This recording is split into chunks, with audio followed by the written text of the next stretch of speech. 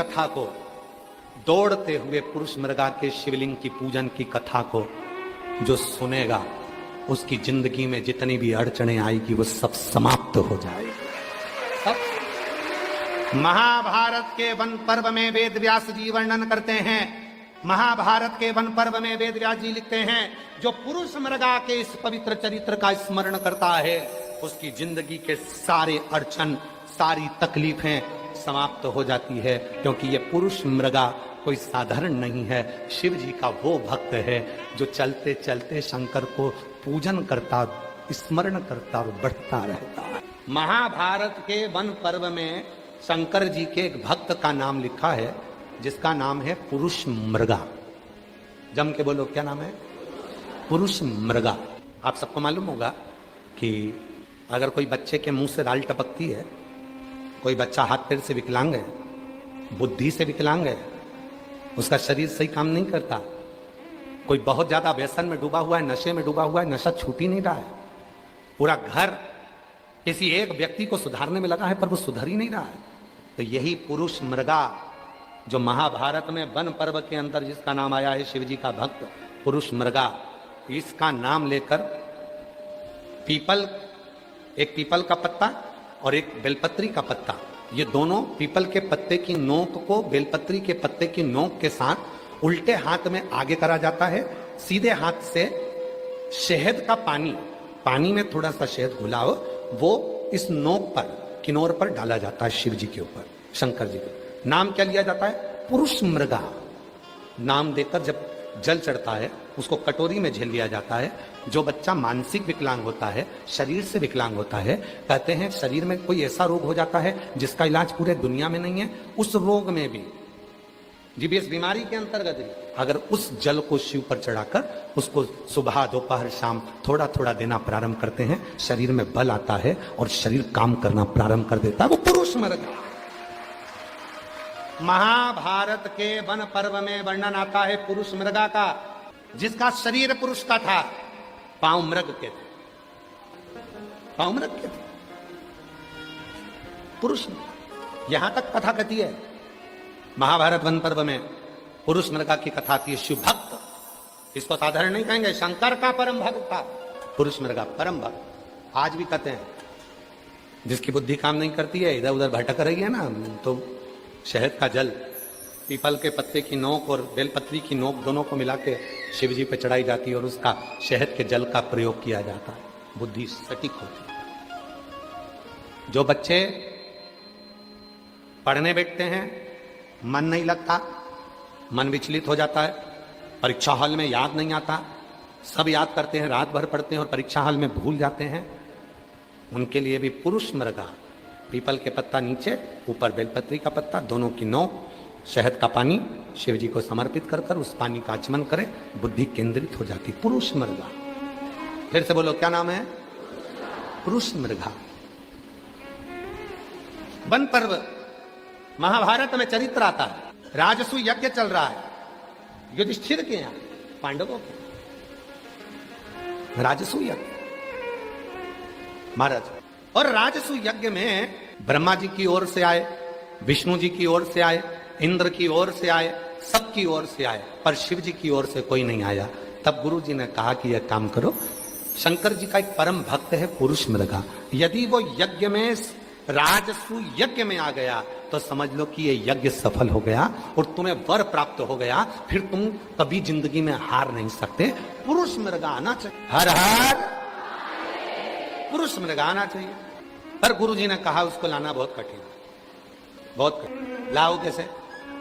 तो महाराज पुरुष मृगा को लाया कैसे जाए? भीम कहने लगे, अरे मेरी चुटकी का काम है, तुम चिंता मत करो, मैं लेके आऊंगा, अभी लेके आता हूं। भीम गए, पुरुष मृगा मिल गए। पुरुष मृगा ने कहा कि भीम क्या बात है? भीम कहने लगे, हमारे यहाँ यज्ञ चल रहा है, चलो। पुरुष मृगा कहने लगे, मैं शिव जी की पूजन कर रहा हूं, नहीं जा रही है। जरा शंकर जी के जो भक्त होते हैं ना, बड़े अटपटे होते हैं, कभी तो मिलेंगे तो बड़ी प्रसन्नता से मिलेंगे और कभी मिलेंगे तो ऐसे रूटली मिलेंगे कि जैसे पहचानते ही नहीं। चलो, पुरुष मृगा ने मना कर दिया। भीम ने कहा मैं लेके जाऊंगा, ठीक है चल, लगा दौड़। अगर तू जीत गया तो मैं हस्तिनापुर जाऊंगा,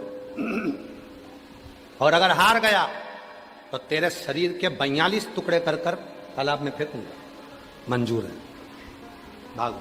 भीम तो हल्के में ले रहा था शिव जी के भक्त को। शंकर का भक्त कभी हल्के में नहीं लेना चाहिए, बड़ा भारी होता है। 100 के करीब में तो हम ही हैं। सतुआ बाबा जी को भी तुम हल्के मत लेना। मसान में रहने वाला, शमशान के सामने रहने वाला, दिन रात मुर्दे जलते देखने वाला कोई साधारण नहीं हो सकता। शिव ही का कोई साधारण नहीं है। भीम ने कहा मैं भागता हूं, ठीक है पकड़ो। और भीम भागने लगे, और जो भीम भागे उसके पीछे पुरुष मृगा भागे। हारने लगा भीम, पकड़ाई में आने वाला था। भीम की आंख में से आंसू बहने लगे। दौड़ते दौड़ते भीम रोने लगा। गुरुजी ने युधिष्ठिर, नकुल, सहदेव, अर्जुन सबसे कह दिया अपने भाई के अंतिम संस्कार की तैयारी करो, पुरुष मृगा उसको मार देगा, वह बचेगा नहीं। भीम रोने लगा, दौड़ता दौड़ता थक गया, हारने वाला था। इतनी देर में भीम मां जगत जननी दुर्गा भवानी को याद करा।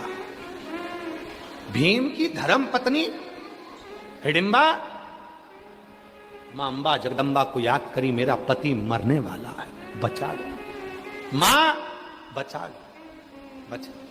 मां ने तुरंत उसी क्षण, अगर मेरी जगत जननी मां नहीं होती तो भीम तो निपट गया। मां ने क्या करा, मेरी जगत जननी मां ने अपने जूड़े में से एक गजरे का फूल नीचे फेंका।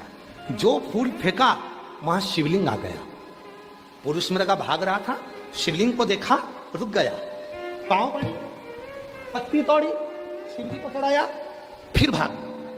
इतनी देरी हो गई तो भीम थोड़ा आगे निकल गया, फिर पकड़ाई में आने लगा। मां अंबा जगदम्बा ने अपने जूड़े का फूल तोड़ा, फिर नीचे पटका। पुरुष मृगा का नियम था, पुरुष मृगा का, जैसे हमारा नियम है बाबा जी, हमारा भी एक नियम है। हम सीहोर से चलते हैं या यहां से चलते हैं, रास्ते में जहां रुकेंगे वहां ओटले पर कोई शंकर का शिवलिंग हो या पेड़ के नीचे कोई शिवलिंग हो तो वहां जल चढ़ाकर फिर आगे बढ़ जाते। पुरुष मृगा का नियम था, जहां शिवलिंग देखता था वहां प्रणाम करता था, जल चढ़ाता था, पत्ती चढ़ाता था, फिर बढ़ता था। अब पार्वती जी क्या कर रही हैं, गजरे का फूल गिराती थी, शिवलिंग प्रकट हो जाता था, पुरुष मृगा महापूजन करने बैठ जाता था। इतनी देर में भीम आगे बढ़ जाता था, फिर वापिस वही की वही क्रम होता रहा। आखिरी में हस्तिनापुर की बॉर्डर थी, भीम भागा और इतनी देर में पुरुष मृगा ने भीम का पांव पकड़ लिया। आधा शरीर अंदर था, भीम का एक पांव घुटने से नीचे वाला बाहर रह गया। और पुरुष मृगा ने कहा अब तो तुझे मरना पड़ेगा। युधिष्ठिर आ गए बाहर, हाथ जोड़ लिए, बाबा जी, ए बाबा जी, आप पूरे शरीर को नहीं काट सकते।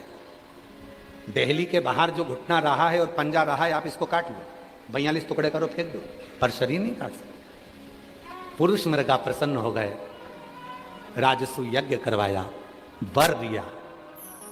इस पवित्र कथा को, दौड़ते हुए पुरुष मृगा के शिवलिंग की पूजन की कथा को जो सुनेगा, उसकी जिंदगी में जितनी भी अड़चने आएगी वो सब समाप्त हो जाएगी।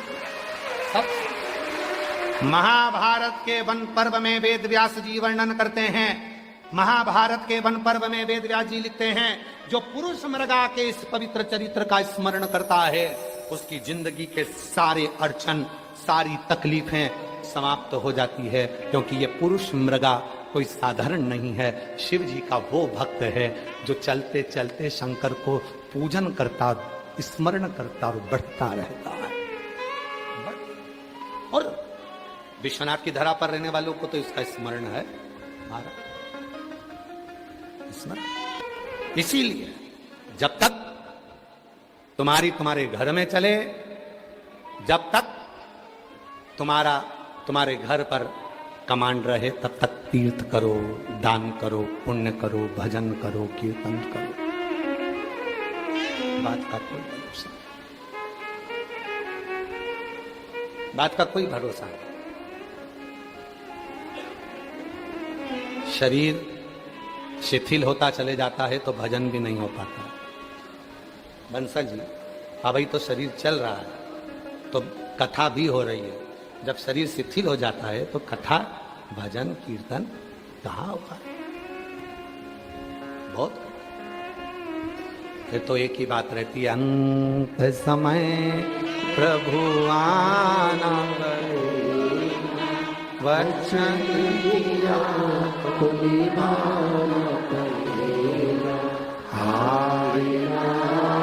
प्रभु कुटुंब करिया, अंत समय प्रभु आना वचन दिया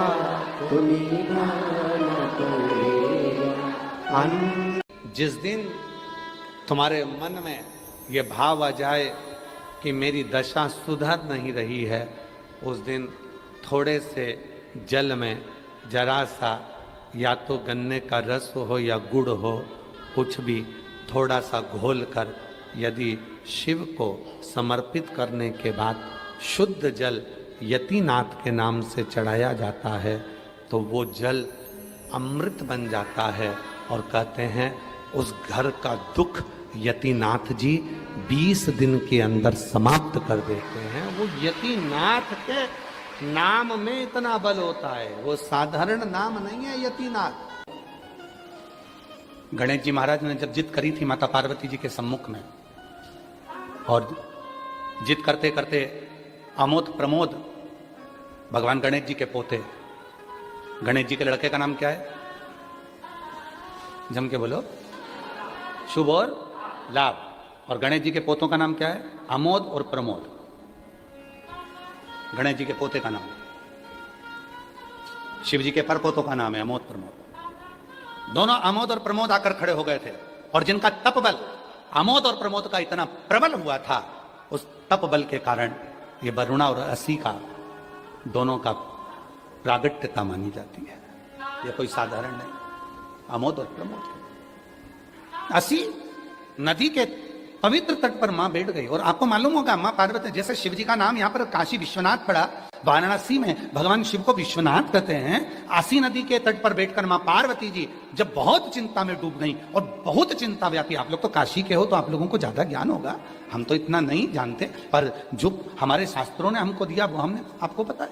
पर हमसे ज्यादा आप वाराणसी के निवासी इस बात को जानते होंगे कि आसी नदी के तट पर मां पार्वती जी भगवान शिव के लिए बैठ गई कि ये सब इतने दुखी हैं, संसार का मनुष्य इतना दुखी है, तो मौन होकर बैठ गई। और तब आसी नदी के तट पर बैठकर मां पार्वती जी ने गहन चिंतन किया, और इतना चिंतन किया कि पार्वती जी के तन के जो वस्त्र थे वो भी गल चुके थे। तो वृक्ष के पत्तों को पहन लिया, वृक्ष के फूलों को अपना श्रृंगार बना लिया, पर वहां से वो गई नहीं।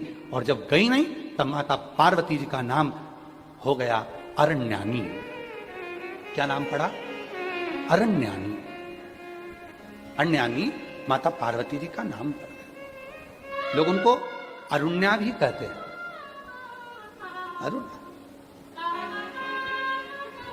अरण्यानी माता पार्वती का नाम हो गया। बैठी चिंता में बैठी, बहुत देख रही है, सब दुखी है, कोई सुखी नहीं है, सब संसार सागर का हर मानव दुखी है। इसीलिए शिव महापुराण की कथा कहती है देवी जी का एक स्वरूप अरण्यानी, जो आज भी भारत की भूमि पर कई मंदिर है माता के, उसमें एक प्रसिद्ध मंदिर है काशी बिहार में। बिहार के भोजपुर में मां अरण्या का मंदिर है, अरण्यानी माता, अरण्या देवी का, बिहार के भोजपुर में। जो अस्सी घाट पर बैठकर महाराज आसी नदी के तट पर जो माता देवी ने, माता ने जो तप साधना करी अस्सी में, वो तप साधना का कि ये सब दुखी क्यों है। और इसीलिए आज भी नियम है महाराज,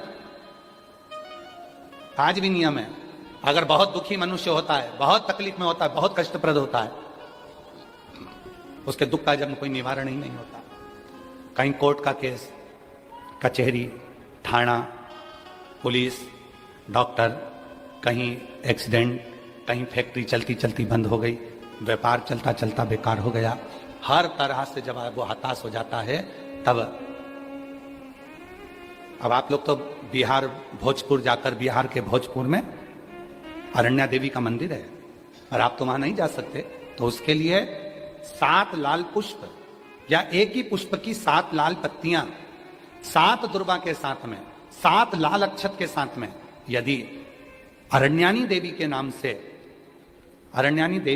से यदि बेलपत्र के वृक्ष के नीचे समर्पित कर दिया जाता है तो वो अरण्यानी देवी तुम्हारे घर के जितने भी दुख होते हैं, चाहे कोर्ट से जुड़ा हो, पुलिस से जुड़ा हो, चाहे फैक्ट्री बंद हो रही हो, व्यापार बंद हो रहा हो, तो अरण्यानी देवी उसको संभाल लेती है और बल देकर उसको पुनः आगे बढ़ा देती है। अरे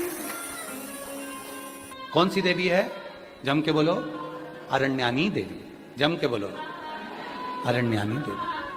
और बहुत ध्यान देना महाराज, जिस नारी के गर्भाशय में अगर गट्ठान हो जाए, बच्चादानी में कोई प्रॉब्लम हो जाए और गर्भाशय में डॉक्टर बोले कि इसका बड़ा ऑपरेशन कराना पड़ेगा, या गर्भाशय में कोई तकलीफ ज्यादा ही हो गई है, या किसी रूप में पुरुष या स्त्री या बच्चे या बड़ों के उधर नाभि से नीचे हर्निया से जुड़ी हुई कोई प्रॉब्लम हो गई है, तो भी अरण्यानी देवी का स्मरण करने से, यहां तक यदि गर्भाशय की प्रॉब्लम है या पुरुष या स्त्री में हर्निया से जुड़ी हुई भी कोई प्रॉब्लम है, तो थोड़ा ध्यान देंगे। 7 बेलपत्र इस तरह से लीजिए।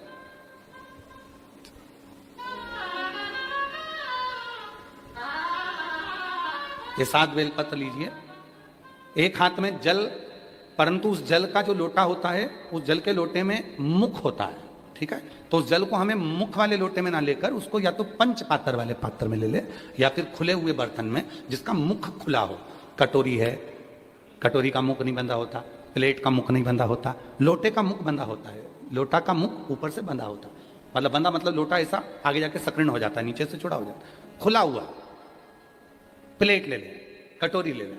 और जिसको भी बच्चादानी में कोई प्रॉब्लम है, बड़े ऑपरेशन का डॉक्टर बोल रहा है, कोई गर्भाशय में प्रॉब्लम हो गई, कोई हर्निया से जुड़ी हुई प्रॉब्लम हो गई, तो अरण्यानी देवी का नाम लेकर 7 बेलपत्र को आगे रखकर शिवजी पर उस जल को 7 बार, भले 2-2 बूंद चढ़े चाहे 4-4 बूंद चढ़े, वो 7 बार अरण्यानी देवी का नाम लेकर यदि वो जल चढ़ाया जाता है, 7 बेलपत्र को वापस लाया जाता है, उठाया हुआ जल नंदी के पास बैठकर आचमन किया जाता है और एक एक बेलपत्र को 7 दिन तक रोज एक एक खाया जाता है। उसके 12 दिन के बाद आप जांच करा लो, आपकी हर्निया में और आपके बच्चादानी में कोई प्रॉब्लम नजर नहीं, कहीं ना कहीं बाबा कृपा करे। और अगर आती भी है तो डॉक्टर का साथ में दवाइयां भी लेना है, इलाज भी कराना है। हमने एक बात पहले भी कही थी, डॉक्टर शिव का एक रूप है। ये नहीं कि हम ये कर रहे हैं तो डॉक्टर की दवा ना लें, डॉक्टर की भी दवा लें, डॉक्टर को शिव मानकर, पर उसके साथ में मां अरण्यानी देवी का स्मरण भी करें। कल बाबा जी कह रहे थे कि एक बेलपत्र में वो औषधि है, और बाबा जी जब से लोगों ने बेलपत्र खाना चालू करी, रुद्राक्ष का पानी पीना चालू करा, तब से रिसर्च सेंटरों में रिसर्च हो रहा है कि इस बेलपत्र में ऐसा क्या है, रुद्राक्ष में ऐसा क्या है कि रुद्राक्ष के जल से लोग ठीक हो जाते हैं, बेलपत्र के सेवन से। फिर से बोलो एक बार, कौन सी देवी है? अरण्यानी देवी। और अगर इस देवी का दर्शन करना है तो कहां जाना पड़ेगा अपने को? बिहार के भोजपुर में अरण्या देवी का मंदिर है। कौन से कपड़े पहनती है माता? वृक्ष के पत्तों के। कौन से वस्त्र धारण करती है माता? वृक्ष की छालों के। माता कौन सा आभूषण पहनती है? वृक्ष के फूल के, पुष्प के। अरण्य कि नारी जब अपने केश में कोई पुष्प लगाती है, नारी जब अपने केश में कोई गजरा लगाती है, तो वह मां अरण्यानी को अपने मस्तक पर विराजमान कर कर रखती है, और उस नारी के गर्भ से जुड़ी हुई कोई परेशानी उसको होती नहीं है, कोई परेशानी। पर अब धीरे धीरे धीरे धीरे लोगों ने गजरा लगाना बंद करा, फूल लगाना बाणों में बंद करा, अब तो प्लास्टिक का फूल लगा लेती हैं। तो वो गजरा और फूल जो बंद हुआ, उसके कारण बस आज के जमाने में आप देखो, प्रत्येक माताओं को अगर सूचना मिलेगी तो कहा इसको गर्भाशय में प्रॉब्लम है, इसको गर्भ में गठान हो गई, इसको बच्चादानी में यह हो गया, इसको रजोधर्म से जुड़ी प्रॉब्लम हो गई। पहले ये नहीं होता था। अरण्यानी देवी का स्मरण ही हमारे को सुख प्रदान कर दे। और यहां तक कहेंगे महाराज, शिव महापुराण के कथा के अंतर्गत अगर कभी मौका मिले तो गीता प्रेस गोरखपुर की देवी भागवत लेकर आओ, और देवी भागवत में मां अरण्यानी का चरित्र पढ़ो। और देवी भागवत में मां अरण्यानी का चरित्र पढ़ोगे तो क्या मिलेगा आपको? मां अरण्यानी के चरित्र में पड़ेगा आपको जिस नारी के रजो धर्म में तकलीफ होती है, रजस्वला होते समय जिस बेटी को, जिस नारी को, जिस बच्ची को पेट में दर्द होता है और कहीं ना कहीं रजो धर्म रुक जाता है या रजो धर्म लगातार चालू रहता है, तो मां अरण्यानी देवी का मात्र नाम लेकर 3 बार आचमन करने पर ही 1 घंटे के अंदर उसको आराम लगना प्रारंभ हो जाता है। ये अरण्यानी देवी, ये अरण्यानी देवी, अरण्यानी देवी। एक बार वापस बोलेंगे सभी, जितने आस्था चैनल पर सुन रहे हैं, जितने फेसबुक यूट्यूब पर सुन रहे हैं, जितने सोशल मीडिया पर सुन रहे हैं और जितने काशी की इस पवित्र धरा पर इस भवन में बैठकर सुन रहे हैं, वो कौन सी देवी है जो व्यक्ति के उदर से जुड़े हुए उसके नारी के एक एक रोग को समाप्त कर देती है? उसका नाम है अरण्यानी देवी। अरे मैं दुखी नहीं देख सकती, आप मुझे वर दो, ये सब दुखों से मुक्त हो। शिव जी ने कहा नहीं हो सकता। शिव जी ने कहा ये तो भोगना पड़ेगा, ये पूर्व के कर्म का भोग है जो भोगना है। तो पार्वती जी ने फिर विनय करा, नहीं मैं नहीं चाहती कि ये भोगे, ये तुम्हारा अगला जन्म का इस जन्म में भोगो और इस जन्म का अगले जन्म में भोगो और उस जन्म का उस जन्म में भोगो, ये चक्र मुझे नहीं चाहिए, ये मुझे नहीं चाहिए। अब आप कुछ भी करो, इन जन्म के चक्र से मुक्त करो। तो शिव जी ने कहा ठीक है, अब तुम चिंता मत करो, तुम अगर चाहती हो कि सब इस जन्म का अगले जन्म को ना भोगा जाए, जो झूठ बोला, प्रपंच करा, गलती करी, वो अगले जन्म में भोगने को ना मिले, तो मैं एक काम करता हूं, जिस असी नदी के तट पर, हे पार्वती तुम मौन होकर बैठी है, वरुणा और असी के मध्य में जो टापू है, इसी पर मैं बैठकर इतना तप करता हूं, इतना तप करता हूं कि उसका फल तुझे प्राप्त होगा। वरुणा और असी नदी के तट के मध्य में भगवान विश्वनाथ, भगवान शिव बैठ गए, हजारों वर्ष का तप करने लगे। मां पार्वती जी उनको देखती रही, दर्शन करती रही। विष्णु पुराण कहती है, विष्णु पुराण में वर्णन आता है, जब कोई व्रत करने वाले के मुख का दर्शन करता है, कोई उपास करने वाले के मुख का दर्शन करता है, कोई का सोमवार का व्रत है, आपका व्रत नहीं है, आप सोमवार के व्रत करने वाले के मुख का दर्शन कर लो, आधा व्रत का फल तुम्हारे खाते में। तुम में से कितने लोगों का व्रत या सोमवार का? हाथ उठाओ। हमारा व्रत नहीं है इसलिए हम तुमको देख लेते हैं, पूरा फल मिल गया तुम्हारा। जितने सोशल मीडिया पर कथा सुन रहे हो, आस्था वाले, तुम सबको इनका मुख का दर्शन करा रहे हैं, अच्छे से कर लो जिनका व्रत नहीं है। और जो सोमवार के व्रत करने वाला है उसके मुख का दर्शन करो, पशुपति व्रत करने वाले के मुख का दर्शन करो, 16 सोमवार के मुख का दर्शन करने, व्रत करने वाले के मुख का दर्शन करो, चतुर्थी करने वाले के मुख का दर्शन करो, यज्ञ करने वाले का मुख का दर्शन करो, श्री शिवाय नमस्तुभ्यं बोलने वाले के मुख का दर्शन करो, विश्वनाथ जी का दर्शन करके कोई आ रहा हो उसके मुख का दर्शन करो। बस जितना फल उसे मिला है उसका 50% तुम्हारे खाते में चला गया।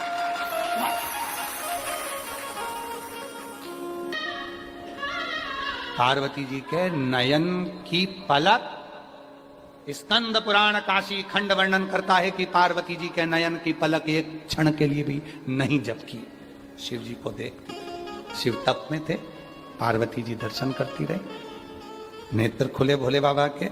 पार्वती को देखकर शिव जी ने कहा, पार्वती आज तूने मेरे दर्शन को किया है, तप का दर्शन तेरा खाली नहीं जाएगा, मेरी आदि शक्ति तुझ में जाएगी। दुनिया के लोग कहेंगे आदि शक्ति भवानी की जय, दुर्गे महारानी की। लोग कहते कि नहीं कहते? आदि शक्ति भवानी की जय, दुर्गे महारानी की। मेरी आदि शक्ति तुझ में चली गई है और पार्वती ये शक्ति कहीं खाली नहीं रहेगी। जब महिषासुर का वध करना होगा तो तुझे ये शक्ति काम आएगी, दुष्टों का संहार करना होगा तो तुझे ये शक्ति काम आएगी।